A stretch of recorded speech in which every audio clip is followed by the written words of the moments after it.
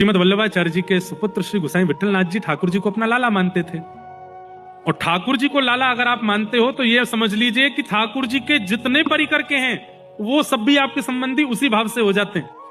तो एक बार गोसाई जी के घर में चूड़ी पहनाने वाली कोई आई तो गोसाई जी ने कह दिया, हमारे 7 पुत्रों की बहू हैं, इनको चूड़ी पहना दो। 7 पुत्रों की बहुओं को चूड़ी पहनाने वाली पहना रही थी।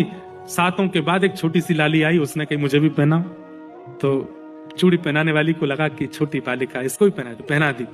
और पहना करके वो गोसाई जी के पास जब वेतन लेने गई तो गोसाई जी बोले, कितने हुए भाई? 7 बहुओं को पहनाए, इसका मतलब 14 भुजाओं में चूड़ी पहनाई, तो उसका कितना हुआ बताओ? बोले 14 नहीं 16 भुजा। बोले क्यों? 7 नहीं, मैंने 8 लोगों को चूड़ी पहनाई।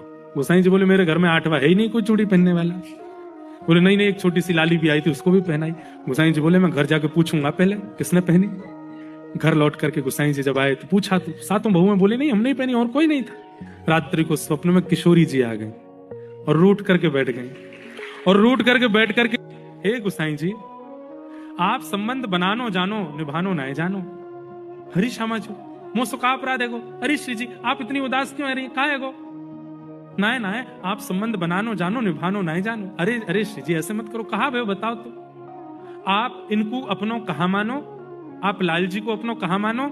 तो ब्रजभाषा समझ आ रही है ना? आप लाल जी को अपनों कहा मानो? गोसाई जी बोले, लाल जी को मैं अपनों लाला मानू।